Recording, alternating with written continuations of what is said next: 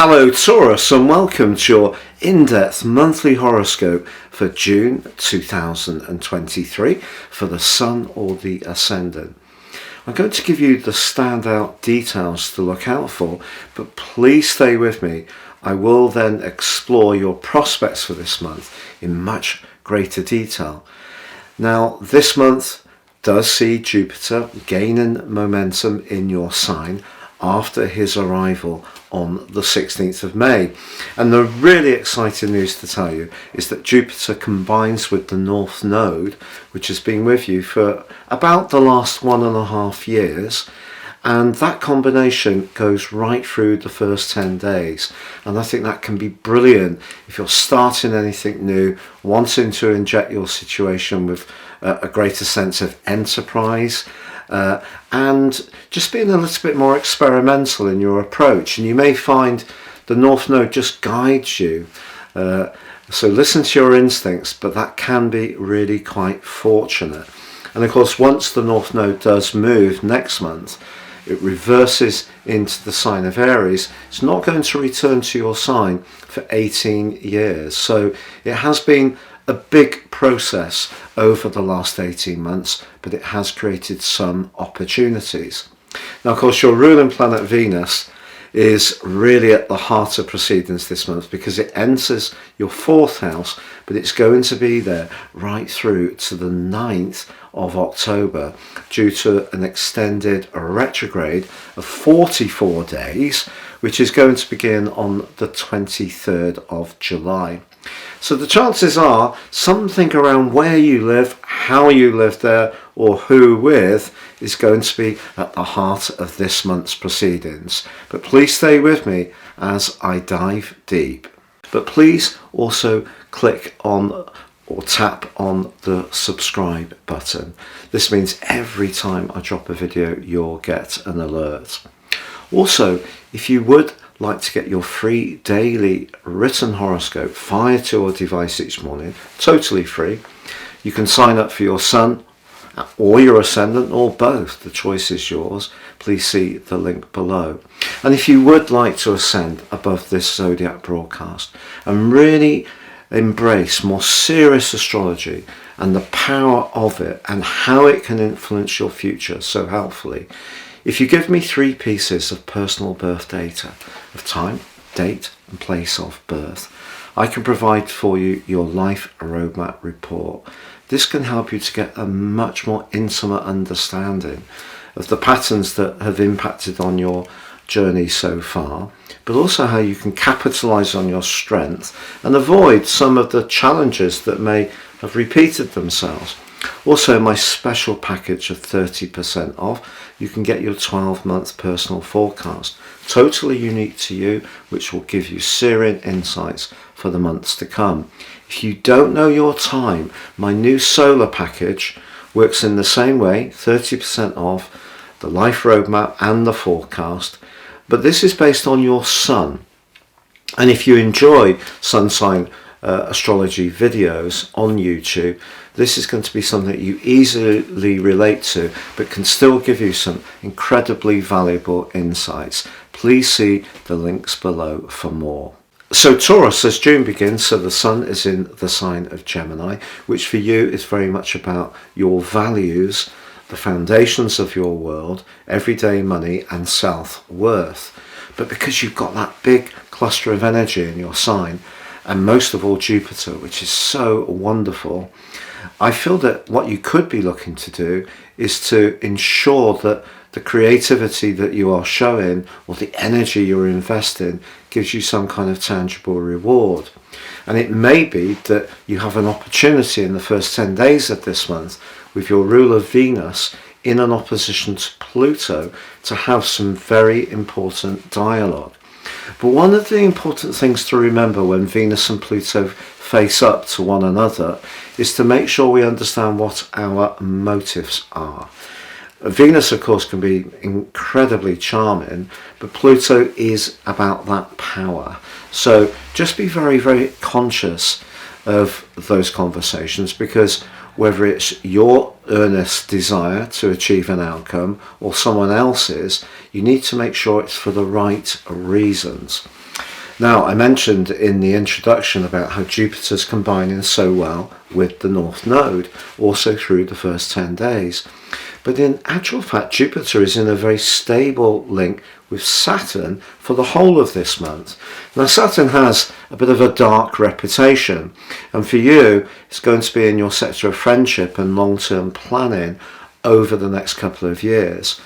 I feel that the sextile between them this month, which basically is extended because Saturn goes into a retrograde on the 17th, this is going to give you an opportunity to be on the front foot and going forwards in a very progressive way, Jupiter, but also anchoring it in a sensible way, Saturn in your 11th house. So I feel that Saturn actually does Jupiter somewhat of a favour, because although Jupiter and the North Node can be a glorious alliance, it can also be one that could see us get a little bit carried away. But one of the great things about Taurus energy hosting Jupiter is it slows down a little bit more of the grandiose and over enthusiastic energies of Jupiter, and I feel that Saturn just supports that process too.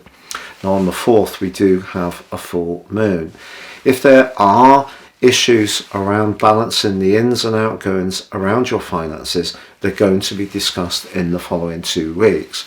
But on the 5th, your ruler Venus makes that long anticipated journey, glides into the 4th house of your situation, into Leo. Now, Venus likes being in Leo, and if you're somebody who enjoys home cooking, but most of all being host to people, I feel that you could be doing some serious entertaining between now and the early part of October. But also, if you're someone, and this is often the case, who has a real pride in your home, the chances are you may want to do some redecoration or get some new furnishings, invest more energy perhaps in the outdoor space. Venus in the 4th house can be very much to do with our immediate environment, but I feel that your natural appreciation of the good things in life is definitely going to be enhanced by Venus being in this area. Could also be a family reunion. COVID may have made it difficult to get together with significant people over the last few years. And of course, Mars is already in your 4th house.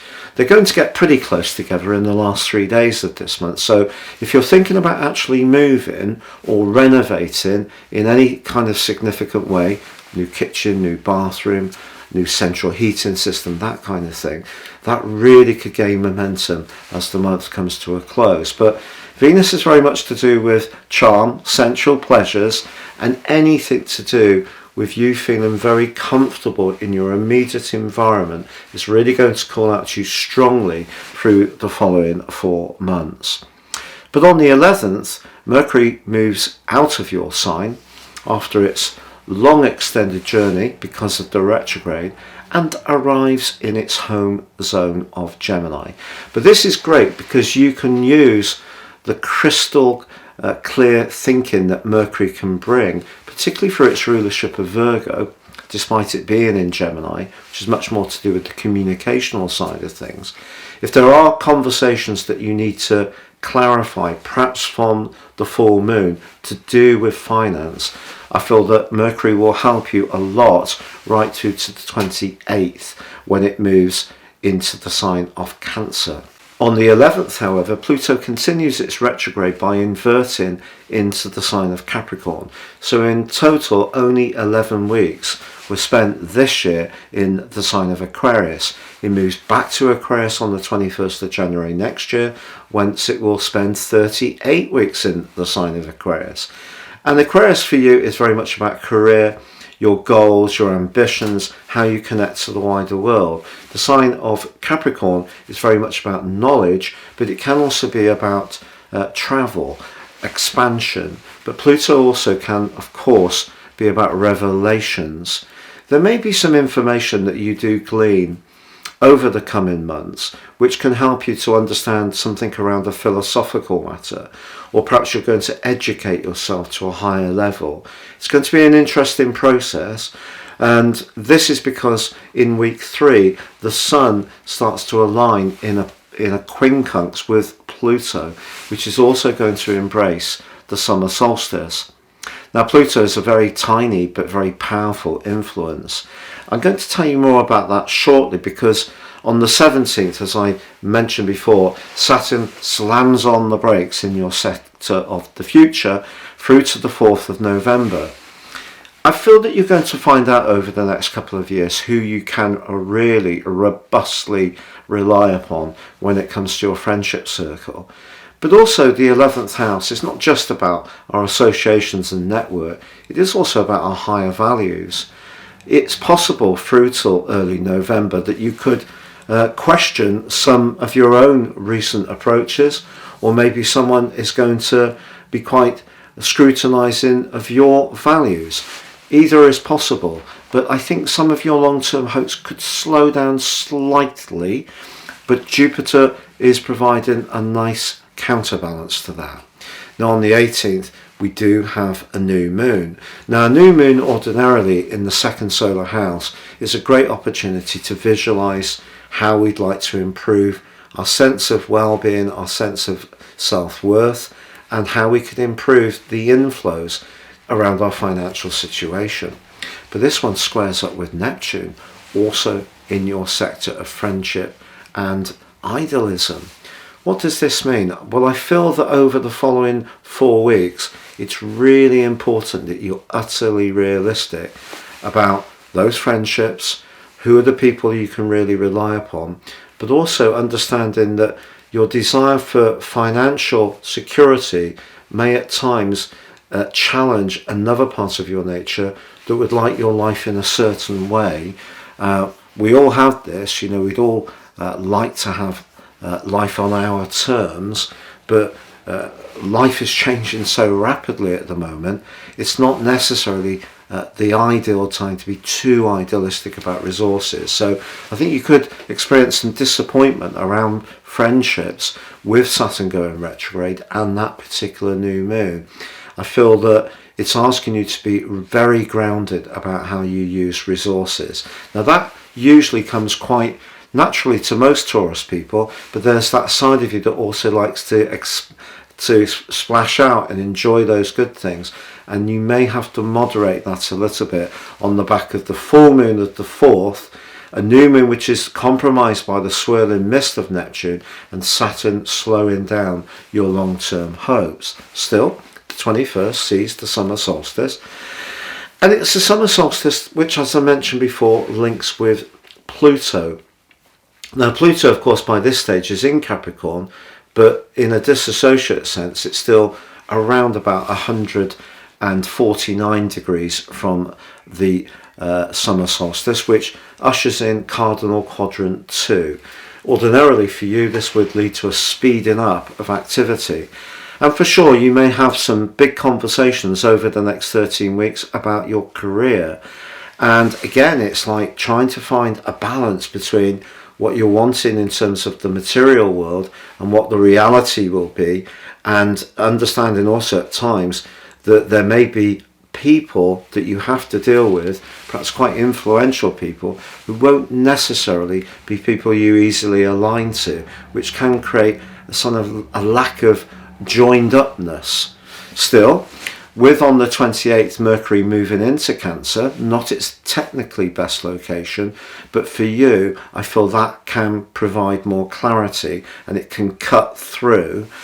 I also feel that with the Sun forging a sextile to Jupiter as the month draws to a close, and a trine to Saturn, some better news and some encouraging conversations can bring the curtain down on this month for you.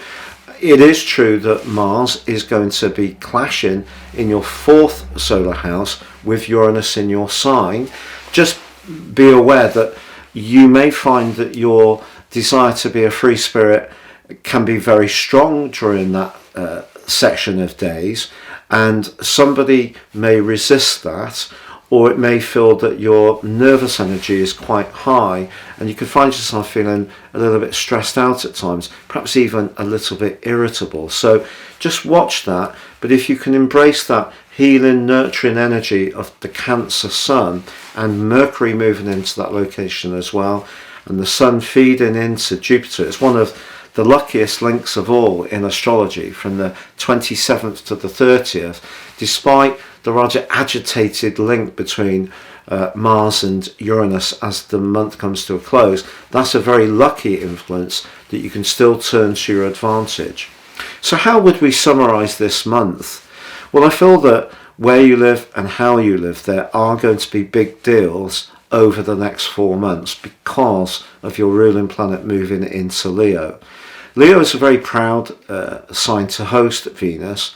If you're someone who puts a lot of store into how you present your home and you like to host, I think this can be a very enriching time for you.